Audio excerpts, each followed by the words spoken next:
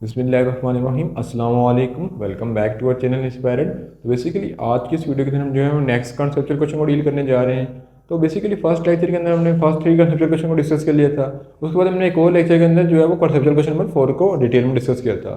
तो आज की वीडियो के अंदर हम कॉन्सेप्चुअल क्वेश्चन नंबर 5 को डिस्कस करेंगे। तो स्टार्ट करते हैं और सबसे पहले इसकी स्टेटमेंट की तरफ पढ़ लेते हैं।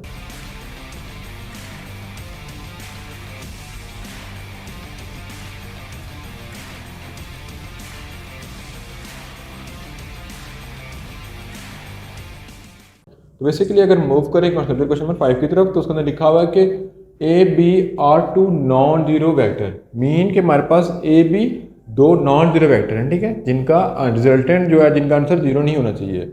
How can there scalar product be zero and how can there vector product be zero. Mean इस क्वेश्चन के दो पार्ट हैं कि हमारे पास दो वेक्टर हैं, ठीक है, वो जीरो नहीं है, लेकिन उनका डॉट प्रोडक्ट कब जीरो होगा और क्रॉस प्रोडक्ट कब जीरो होगा, ये हमने बताना है। तो बेसिकली पहले हम सॉल्व कर लेते हैं फॉर डॉट प्रोडक्ट, ठीक है। Scalar product is zero,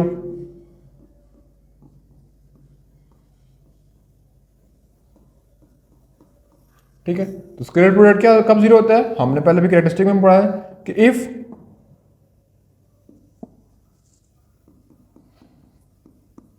to vector had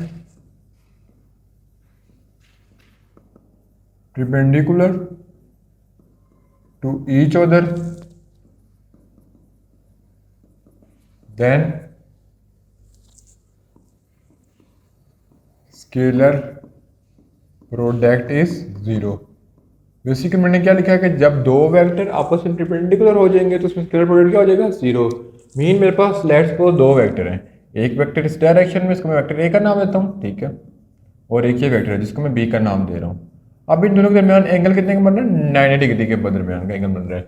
तो अगर मैं डॉट प्रोडक्ट लिखूँ तो डॉट प्रोडक्ट क्या होता है कि A dot B is equal to A B cos theta, ठीक है। जब दो चीज़ें परपेंडिकुलर थे, थीटा हमारे पास कितना आ रहा था, 90 डिग्री। जब 90 डिग्री से मूव कर लेंगे तो A dot B is equal to A B cos of 90 degree. तो कॉज ऑफ 90 डिग्री कितना होता है, जीरो। तो पूरी टर्म क्या हो जाएगी, जीरो।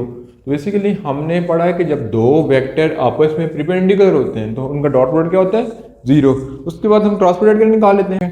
तो वेक्टर प्रोडक्ट क्या होता है कि वेक्टर प्रोडक्ट कभी भी जीरो नहीं हो सकता, ठीक है। Vector product can not be zero, ठीक है।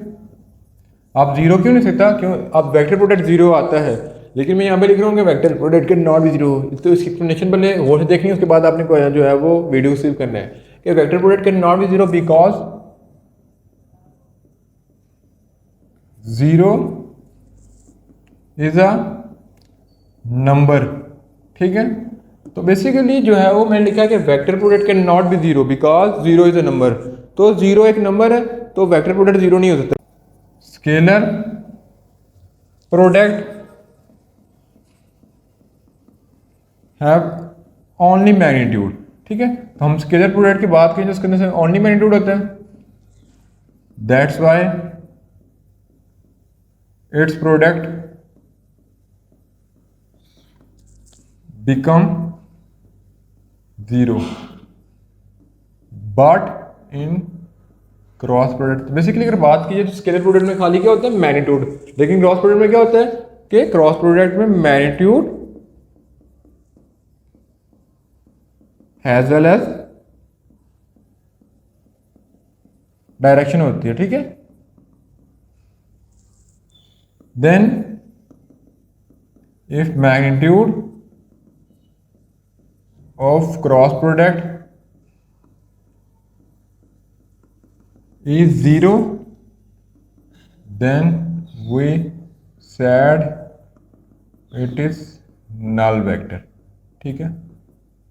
तो बेसिकली नल वेक्टर कैसे लिखा जाता है, नल वेक्टर को लिखा जाता है ओ के ऊपर ये वेक्टर का सिंबल, ठीक है। तो बेसिकली अगर हम बात करें तो हमने डॉट प्रोडक्ट में पढ़ा था कि उसके अंदर खाली मैग्नीट्यूड हो जाता है। मैग्नीट्यूड कोई नंबर हो सकता है, ठीक है, क्योंकि मैग्नीट्यूड का फॉर्मूला होता है कि एक्स का स्क्वायर वाई का स्क्वायर, तो वो जीरो आ सकता है। लेकिन हम क्रॉस प्रोडक्ट में क्या करते हैं कि उसका मैग्नीट्यूड भी होता है और डायरेक्शन भी होती है। तो बेसिकली हमने लिखा है कि क्रॉस प्रोडक्ट का मैग्नीट्यूड तो जीरो हो सकता है लेकिन डायरेक्शन जीरो नहीं हो सकती। तो cross product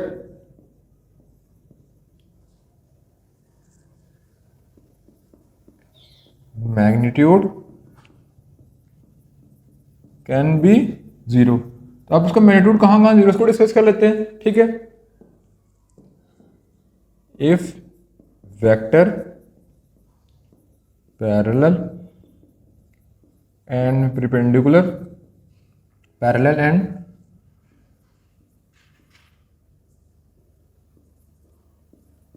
anti parallel, then cross product is zero. तो बेसिकली मैं मैग्नीट्यूड की बात कर रहा हूँ, मैं होल वेक्टर की बात नहीं कर रहा। तो मैंने लिखा कि if two vector are parallel anti parallel and cross product is zero.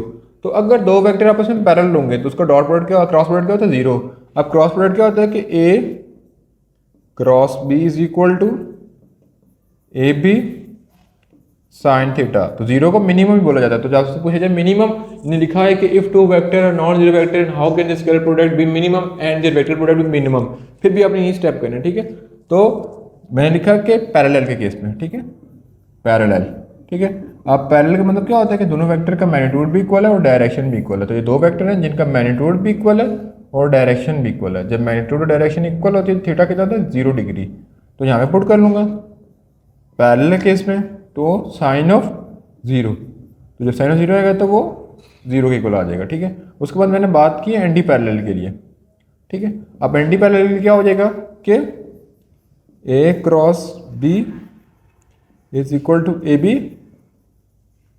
Sign of theta. तो अगर हम एंटी पैरेलल की बात करें तो इसमें क्या होता है कि two vector having same magnitude but opposite direction, mean दो वेक्टर का मैग्नीट्यूड सेम होता है, यानी ये लेंथ सेम होगी लेकिन डायरेक्शन ऑपोजिट होगी। जब दो वेक्टर के मैग्नीट्यूड सेम हो डायरेक्शन ऑपोजिट हो तो इनके दरमियान एंगल कितना होता है, 180 डिग्री का। तो मैं लिखूंगा ए बी साइन ऑफ 180। तो साइन ऑफ 180 किसके इक्वल होता है, जीरो के इक्वल। तो ये भी क्या आ जाएगा, जीरो।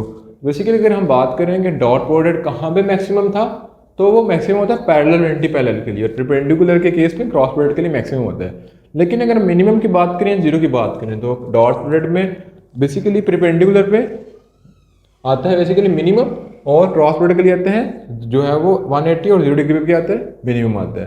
बेसिकली ये थी आज की वीडियो जिसके अंदर हमने क्वेश्चन नंबर 5 को डिस्कस किया। तो इंशाल्लाह नेक्स्ट वीडियो के अंदर हम क्वेश्चन नंबर 6 और 7 को डिस्कस करेंगे।